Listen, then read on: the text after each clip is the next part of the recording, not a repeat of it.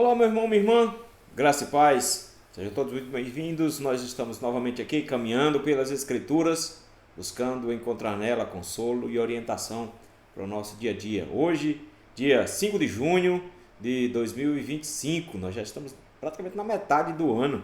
Está voando, né? Mas com a graça do Senhor, estamos aqui firmes, caminhando nos caminhos do Senhor, buscando nas Escrituras orientação para a vida. Nós vamos nesse instante orar ao Senhor, pedindo sua graça, sua misericórdia para que Ele nos conduza. Oremos. Deus bendito e santo, muito obrigado por esse dia, Senhor, pelo trabalho que foi possível ser realizado. Obrigado, meu Deus, pelo cuidado e proteção que o Senhor tem dado a nós, por todo o amor e atenção que o Senhor tem dedicado a cada um de nós. Obrigado, Senhor, porque não temos palavras para agradecer, Senhor, tanto o amor dispensado na salvação da pessoa de Jesus Cristo, na forma maravilhosa como o Teu Espírito Santo conduz o nosso coração, leva-nos à santificação. E em especial, Senhor, também te agradecemos, porque temos momentos como esse, meu Pai, onde nós podemos parar um pouco e meditar na Tua Palavra. Nossa vida é tão corrida, nós fazemos muitas coisas durante o dia. Que bom, Senhor, que privilégio é podermos parar um pouco, estudarmos e pensarmos nas coisas que são do alto e buscarmos a orientação da Tua parte. Ajuda-nos nesse sentido, meu Deus, nós assim te rogamos, no nome santo de Jesus Cristo. Amém. Queridos, nós vamos meditar hoje no livro de Atos dos Apóstolos, capítulo de número 27. Atos dos Apóstolos, capítulo de número 27. Nós faremos a leitura do versículo 1 ao versículo de número 8. Atos dos Apóstolos, capítulo 27, versículos de 1 a 8. Nos diz assim a palavra do Senhor.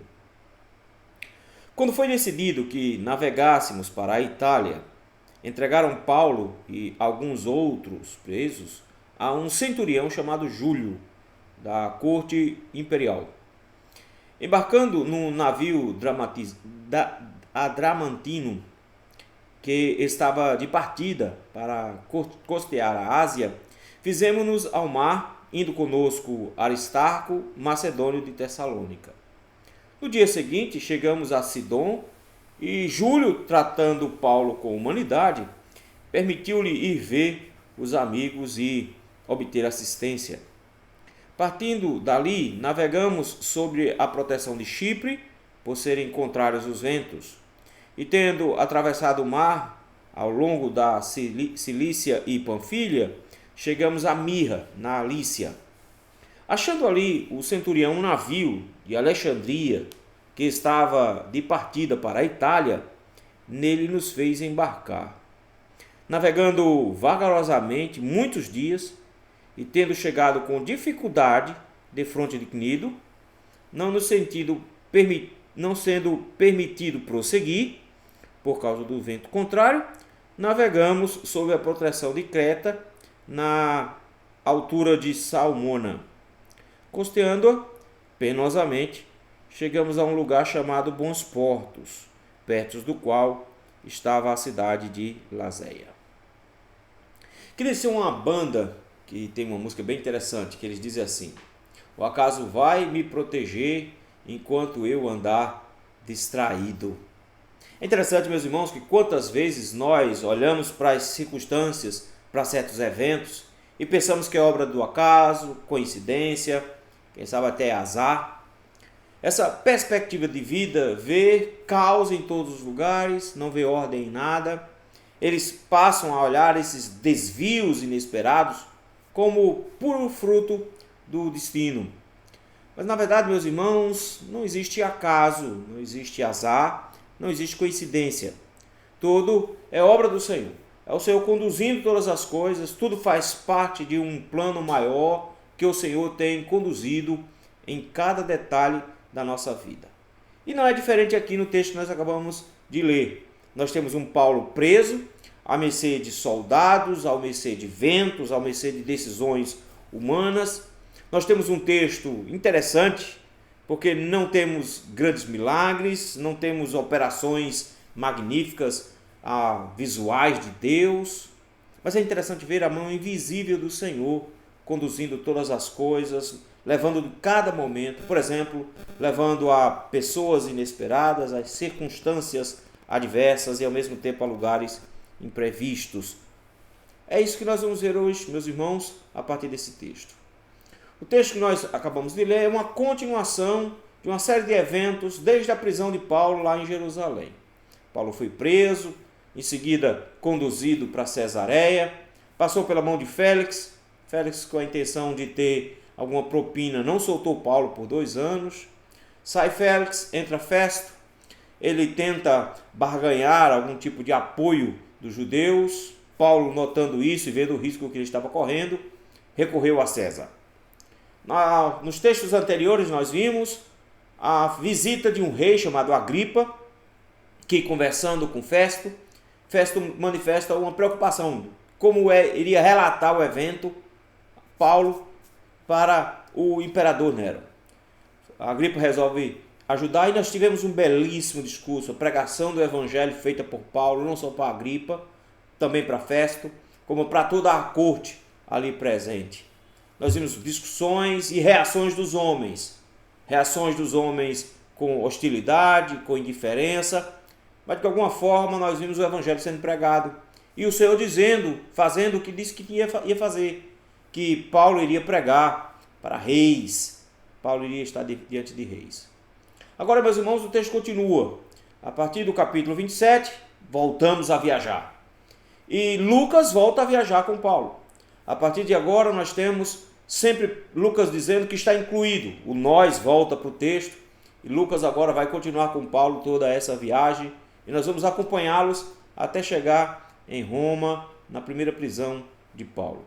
Esse relato que nós começamos a ver agora continua mais à frente, mas essa parte de versículos de 1 a 8 nos parece completamente inútil, não é?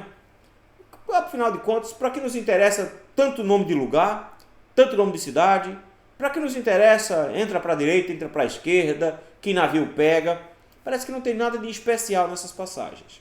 Mas na verdade, meus irmãos, o texto nos mostra de que o nosso Deus conduz todas as coisas e que Deus, meus irmãos, conduz inclusive os acasos da vida. É sobre isso que nós vamos ver hoje à noite. Deus nos acasos da vida. O texto nos mostra, meus irmãos, um Deus que usa pessoas inesperadas, do versículos de 1 a 3. O texto começa dizendo no versículo 1 que quando foi decidido que navegássemos para a Itália, havia uma necessidade de enviar o prisioneiro para a Itália, para Roma, mas não tinha como fazer isso o tempo inteiro. Então não era o cara que queria, pegava um ônibus e ia. Na verdade, eles precisavam de alguns fatores para levar esse grupo. Primeiro, eles precisavam de um número X de prisioneiros para que houvesse pelo menos uma economia no transporte desses prisioneiros. Segundo, eles precisavam de um transporte, então precisavam de navios específicos para levar esse pessoal. Terceiro, precisava de uma equipe de proteção de soldados que guardasse esses prisioneiros. Ninguém ia esperar simplesmente colocá-los no barco e dizer: vamos chegar lá, vocês se apresentem, nem todo mundo ia fugir. Então tinha uma série de estruturas que precisavam acontecer para que Paulo fosse enviado. Parece que finalmente a Festo conseguiu juntar um número específico de prisioneiros e, além disso, surgiu uma equipe para acompanhá-los até Roma. Por isso que o texto começa dizendo: quando foi decidido, chegou a hora de ir. Em especial, o texto diz que ele era para ir para a Itália. Não diz especificamente para Roma, porque eles não iam conseguir chegar de barco diretamente lá, eles precisavam de uma grande parte a pé. Lucas diz: nós vamos para a Itália.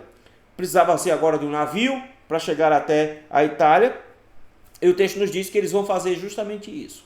Mas em especial o texto diz que junto com Paulo foram outros prisioneiros. E no versículo 1 diz que foi também um centurião chamado Júlio, da corte imperial. Esse homem, Júlio, parece ser alguém importante. Note que o texto diz que ele era um centurião. Então ele era um comandante de um grupo de 100. Mas em especial diz que ele era da corte imperial. Ao que tudo indica, ele era da guarda pessoal do próprio imperador Nero. Ele provavelmente teve alguma missão, foi para a região ali de Cesareia. Cumprindo a sua missão, ele vai agora retornar para Roma, que é onde ele realmente trabalha, já que ele é um centurião da corte. Aí então chegou a hora de Festo aproveitar a presença de Júlio e levar os prisioneiros até Roma. A oportunidade chegou. Mas eu acho bonito os versículos 2 e 3, como as coisas vão se desenrolando agora. Porque isso aqui não passa a nossos olhos de um diário de viagem. Estão viajando em direção a Roma. Mas isso aqui, na verdade, é o cumprimento de uma profecia que o próprio Jesus disse para Paulo que ele deveria ir para Roma. Então Paulo já sabia que tinha que ir para Roma antes mesmo dele solicitar audiência com Nero. Deus já tinha dito para Paulo que ele iria para Roma. Mas em especial aqui, vejam a providência de Deus nos versículos 2 e 3. No versículo 2 diz que, embarcando no navio Adramantino, que estava de partida para costear a Ásia, fizemos-nos ao mar, indo conosco Aristarco, macedônio de Tessalônica. Paulo, meus irmãos, vai viajar para Roma, mas Paulo não vai sozinho. Deus providencia companhia para Paulo, Deus providencia amigos para estarem ao lado de Paulo. O texto vai nos falar pelo menos de duas pessoas. Primeiro, o próprio Lucas. Lucas vai dizer que está indo de viagem, está vendo? Então, Lucas não está ficando para trás, ele está acompanhando Paulo. Segundo, diz que Aristarco, que era da região de Tessalônica, ia também. Interessante que quando Paulo escreve a carta aos Colossos, no capítulo 4, versículo 10, Paulo vai fazer referência justamente a Aristarco. Vai dizer que Aristarco se ofereceu, foi com Paulo para Roma e que era como um prisioneiro junto com Paulo, em solidariedade a Paulo, ajudando a Paulo. Por que era importante essas pessoas irem com Paulo? Porque, meus irmãos, o prisioneiro ele não era sustentado pelo governo. O governo não pagava comida, água, bebida e coisa do tipo. Precisava de alguém fazer isso. Esses dois irmãos estão indo para ajudar Paulo com alimento, com roupa, com as suas necessidades. Eles estão indo ajudar Paulo no que Paulo precisa. Deus estava providenciando amigos para acompanhar Paulo nessa viagem. Mesmo, meus irmãos, que não pareça, Deus estava conduzindo os eventos e trouxe irmãos valorosos para estarem acompanhando Paulo. Mas tem mais alguém aqui que é importante. Alguém que a gente não espera. Porque Lucas nós esperávamos. Aristarco, talvez, nós não conhecemos ele tão bem. A única informação que nós temos é do próprio apóstolo Paulo. Mas tem uma pessoa interessante aqui chamada Júlio. Exatamente, o centurião. No versículo 1 diz quem é o centurião, é uma pessoa importante. Mas no versículo número 3, meus irmãos, traz uma informação extra, dizendo que no dia seguinte, ou seja, eles embarcaram no dia seguinte, chegando a Sidom, e Júlio, tratando Paulo com humanidade, permitiu-lhe ir ver os amigos e obter assistência. Que questão interessante, meus irmãos. É impressionante ver aqui o que aconteceu, porque o texto nos diz que, do nada, Júlio é simpático com Paulo. Pode ter alguns motivos? Pode. Primeiro, ele pode ter informação de que Paulo é um romano. Segundo, ele pode ter informação de que Paulo é inocente. Terceiro, ele pode simplesmente ter constatado a boa educação e a finesse de Paulo e se interessou por Paulo, a ponto de o texto nos dizer que passou a tratar Paulo muito bem. Lucas nos vai dar a entender de que Paulo, por exemplo, não estava acorrentado no navio, o que deveria ser uma regra. Paulo estava solto no navio, o que mostra que, inclusive, Paulo vai ter acesso a eles, porque mais à frente o próprio apóstolo Paulo vai falar com eles sobre as preocupações que ele tem. De nada o Senhor possibilitou que viesse um centurião romano, lá daquela região de Roma, vindo para Cesareia, agora tendo que voltar, e exatamente fazendo com que esse centurião respeite Paulo, trate Paulo com humanidade, com cuidado, a ponto de liberar Paulo para encontrar amigos. Eles pararam em Sidom, e ao que tudo indica, existe uma igreja em Sidom, e Paulo vai até lá para obter provisões, notaram? Para que ele tivesse assistência, para obter provisões para a viagem. Que coisa magnífica, meus irmãos. O Senhor providenciando todas as coisas com Paulo, justamente por meio de pessoas inesperadas. Tanto por parte dos amigos Aristarco e Lucas, como de parte de um Júlio, que ele nunca nem tinha visto na vida, até da própria igreja lá de Sidom. Deus está providenciando aqui os cuidados. Eles estão no navio, o nome é complicado, Adramantino, era de uma região ali próxima, era um navio que estava transportando algumas coisas para a região ali de Sidom e em diante. O texto nos diz que Paulo vai nesse navio, mas Deus vai acompanhando por meio de pessoas inesperadas.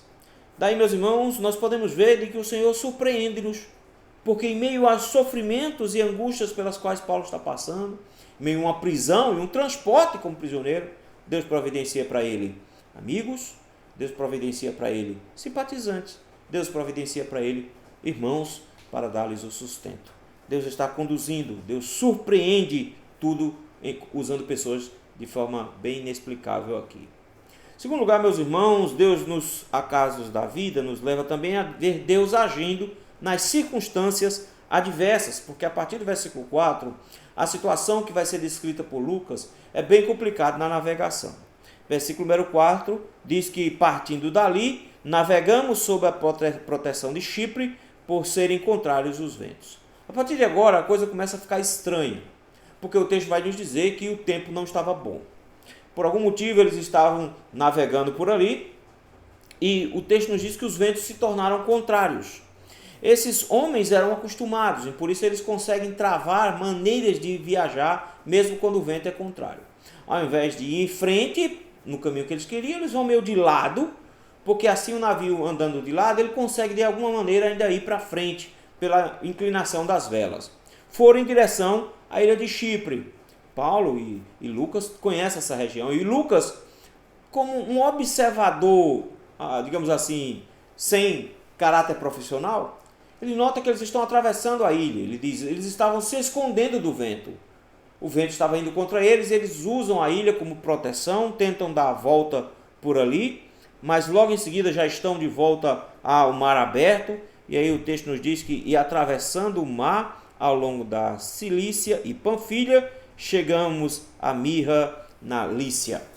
Conseguiram atravessar aquele momento complicado, com ventos contrários, já estava atrasando um pouco a viagem. Esses ventos, meus irmãos, aqui contrários, estavam movendo o barco de forma muito mais lenta. Esse vento contrário estava esticando ainda mais a viagem. E esse atraso vai ter um preço mais à frente, porque o texto diz que numa época que eles iriam tirar somente alguns dias, isso aqui já está levando semanas. Parece que isso aqui está sendo rápido, mas na verdade, ao invés de 5, 6 dias, isso aqui provavelmente eles já estariam por volta aí de duas semanas mais ou menos, até 4 semanas de viagem que eles iriam estar tomando aqui. É a primeira quinzena de setembro, mais ou menos, que eles já estão aqui. O texto nos diz que eles chegam num porto chamado de Mirra. Era um porto importante, e nesse lugar, esse barco que eles tinham pego, era um barco menor, que trazia mantimentos e fazia esse comércio ali na região de Cesareia, vai desembarcar ali na região de Mirra, pelo causa do tamanho do porto. Ele provavelmente iria pegar um pouco mais, subindo mais no mapa, mais tarde eles teriam que desembarcar e o restante do trajeto fazer por terra. E aí o que tudo indica, o comandante, o centurião Júlio, resolveu mudar a estratégia, porque lá naquele porto tinha um navio maior pronto para zarpar também. Veja, ele vai trocar de navio no versículo número 6, achando ali o centurião um navio de Alexandria. O que acontece é que nessa época, primeiro século, a Roma era muito dependente da comida que vinha do Egito. Então, os grãos eram produzidos ali na região do Nilo, e então era transportado de Alexandria em direção a Roma, e eles faziam um pouco esse itinerário. Esse primeiro barco que Paulo pegou junto com esses homens era um barco pequeno que ficava parando de porto em porto, então era um para-para, e talvez por conta disso o centurião pensou, vamos pegar um barco que vá direto, que era exatamente o que estava acontecendo aqui.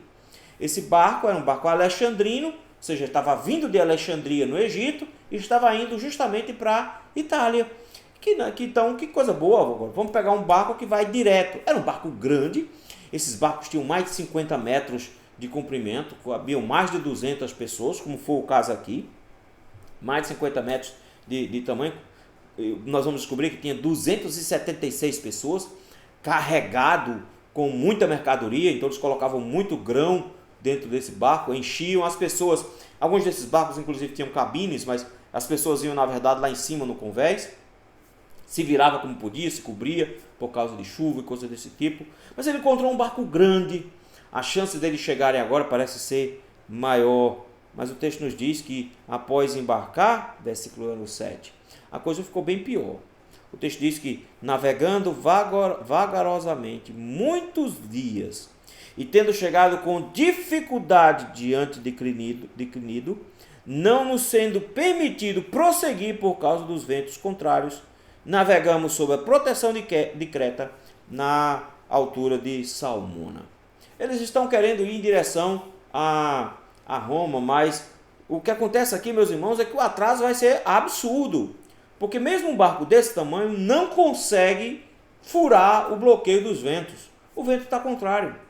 O texto nos diz algumas expressões do tipo, versículo 7, navegando vagarosamente, ou seja, eles estão lentos mesmo, é quase parando. Segundo, o texto nos diz que chegando com dificuldade de fronte de Cnido. Então, até para chegar numa região próxima, eles estavam com muitos problemas. Então, quando estava todo mundo junto, todo mundo que tem que trabalhar. Ele está dizendo, então foi muito esforço para chegar lá, para curvar esse navio, para direcionar esse navio. O texto nos diz, então, que não foi permitido prosseguir.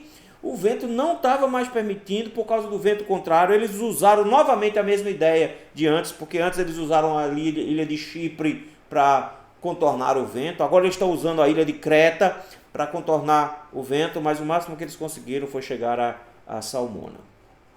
Quando a gente vê uma situação como essa, de ventos contrários, de dificuldades pelos quais ele está enfrentando, quanta coisa difícil está acontecendo aqui, às vezes a gente acha que são sinais do abandono de Deus. E Paulo vai passar por situações parecidas. Paulo já passou por outros naufrágios, aqui vai acontecer mais um, vou logo dando spoiler. Mas é interessante ver, meus irmãos, como quando a gente pensa nesses momentos, a gente pensa assim, Deus nos abandonou, a coisa está dando tudo errado, do nada eles estão demorando muito mais. Deus tinha plano que Paulo chegasse até Roma, então por que Deus não providenciou para que as coisas fossem tudo mais fáceis? Mas não, do nada nós vemos tudo se atrapalhando, tudo se enrolando e vai ficar ainda pior mais à frente. Mas nós descobrimos uma coisa interessante, meus irmãos, a forma como Deus age. Às vezes as circunstâncias são difíceis, mas é Deus conduzindo todas as coisas para nos dar no final boas oportunidades. Deus transforma situações ruins em situações boas. Porque se, por exemplo, eles tivessem continuado mais à frente e fossem alcançados pela tempestade mais longe, talvez no naufrágio não pudesse sobreviver ninguém. Deus estava poupando eles, Deus estava dando a eles condições, e Paulo vai precisar fazer mais uma parada para evangelizar. Então, Paulo não pode ir direto para Roma, Deus tem um plano no meio. É interessante ver, meus irmãos, porque o Senhor transforma momentos ruins em momentos maravilhosos com a graça de Deus. Deus transforma situações difíceis em situações boas. A Bíblia nos orienta, meus irmãos, de que Deus transforma o mal em bem, porque todas as coisas cooperam para o bem daqueles que amam a Deus. Lembram de José? José foi encaminhado para o Egito pelos próprios irmãos, foi vendido para lá, todas as situações ficaram ruins, ele virou escravo, depois virou prisioneiro, depois o Senhor o engrandeceu, o colocou como governador, e no final das contas ele diz, Deus fez tudo isso, e fez passar por todos esses sofrimentos, vindo para cá, para poder dar livramento. Deus transformou o mal em bem. Às vezes a gente reclama de quando as coisas estão ruins, como no caso aqui, quando toda a vida está travada, não está andando, quando tudo é muito vagaroso e penoso, a gente acha que isso é ruim. Deus está conduzindo, meus irmãos, e nessa condução que o Senhor dá, nessa condução que o Senhor está levando, Deus tem um plano muito bom no final. E é bonito ver como o Senhor estava cuidando, protegendo e amparando todas aquelas pessoas que estavam naquele barco. Deus, nos acasos da vida, em último lugar, Deus prepara lugares no momento certo.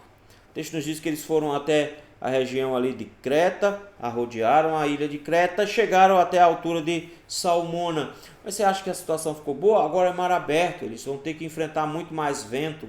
E no versículo número 8 diz que a coisa ficou complicada, porque eles tentaram ir costeando, eles vieram de novo para o litoral e tentaram ir costeando, numa tentativa, de alguma maneira, de vencer o vento, mas eles não estão conseguindo vencer o vento. Mas do nada o texto diz assim, que ele costeando a Creta, penosamente, com muita dificuldade, com muita angústia, com muito aperreio, chegaram a um lugar. E é interessante o nome do lugar. O nome do lugar se chama Bons Portos. Na verdade, meus irmãos, ficava perto de uma cidade chamada Lazéia, cerca de 8 quilômetros da cidade de Lazéia. Era uma baía duas baías, na verdade, com duas entradas. Era mar aberto, mas ela formava de alguma forma um porto natural e eles conseguiram encostar o barco ali e serem protegidos naquele momento. Não vai ser o melhor dos lugares, nós vamos descobrir isso, porque por ser mar aberto era uma área desprotegida. Isso inclusive vai ser o grande medo do próprio comandante e do Júlio, que está conduzindo os preços também mais à frente. Mas Deus, meus irmãos, no meio da tormenta toda, Deus de repente encontra um lugar que se chama Bons Portos. É até irônico ver como Deus está conduzindo tudo agora nessa região e eles poderiam até decidir ficar lá. É isso que Paulo vai propor. Não vamos viajar, vamos ficar aqui, esperar o inverno passar e a gente continua. Eles não vão fazer isso, eles vão tentar empurrar mais para frente. Mas Deus providenciou um refúgio, mesmo que um refúgio temporário. Eles já estão há semanas brigando contra o vento, brigando contra um navio que está muito lento, com muito sofrimento, muita dificuldade para navegar. Do nada Deus considera um refúgio para eles, um refúgio temporário, mas Deus prepara um oásis no meio de tanto sofrimento. Talvez, meus irmãos, o lugar onde a gente esteja, o momento que a gente esteja passando, não seja o ideal. Talvez nesse momento da sua vida você esteja um pouco aperreado, não foi necessariamente aquilo que você tinha sonhado para você, mas não importa, o Senhor tem sempre preparado para nós um lugar lá no final. Afinal de contas, esse desvio que o Senhor proporcionou aqui para Paulo, passando por Mirra, esse desvio do navio indo muito lento, o Senhor estava sendo estratégico e na hora certa Deus deu para eles um lugar de pousada, um lugar de refúgio. E é bonito ver que o Senhor sempre tem um lugar na sua presença. Deus sempre tem um lugar em oração para que a calma chegue até os nossos corações. Não precisamos ficar ansiosos por causa das angústias pelas quais nós passamos. A Escritura nos orienta que ao invés de ficarmos ansiosos, nós deveríamos apresentar tudo ao Senhor em oração, petições com ações de graças, com louvores, e então a paz de Deus, que ultrapassa o entendimento humano, guardaria nossa mente e nosso coração. Um oásis na presença do Senhor, meus irmãos, em meio às angústias e à turbulência da vida. É o melhor lugar que nós gostaríamos de estar. E o Senhor sempre nos providencia um lugar como esse. Paulo não sabia que enfrentaria um naufrágio, pelo menos ainda não. Ele vai enfrentar um naufrágio mais à frente. Deus vai dar um grande livramento para eles no final das contas. Mas é interessante ver, meus irmãos, como acontece um bocado de coisa por acaso aqui. Por sorte, algumas coisas por azar. Não é nada de sorte nem de azar. O Senhor está conduzindo todas as coisas. E é isso que eu gostaria de trazer como desafio para nós hoje, meus irmãos. Ao invés de pensarmos que as coisas acontecem por azar ou por sorte, ao invés de pensarmos em acaso, o povo de Deus pensa na forma como o Senhor está conduzindo as suas histórias. E às vezes Deus faz assim. Deus nos apresenta pessoas inesperadas. Vem solução, vem abrigo, vem consolo, vem amparo de pessoas que você nem espera. Deus está conduzindo todas as coisas. E aqui o Senhor levantou homens para estar ao lado de Paulo em meio aos sofrimentos. E Deus faz isso também em nosso meio, com a nossa igreja, assim, por exemplo. Nós precisamos entender de que o Senhor conduz e vai dando, meus irmãos, alívio no meio dos problemas.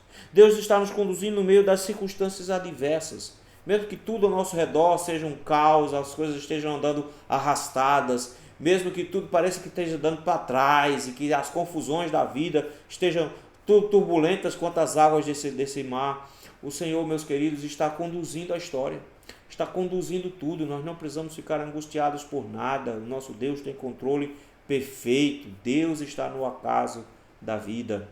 No final das contas, você sempre terá um lugar, um bom porto onde você está. O bom porto não é o final de uma tempestade. O bom porto é os joelhos na frente de Cristo. Ele nos conduz a estarmos justamente na sua presença, que é o grande oásis da vida do cristão.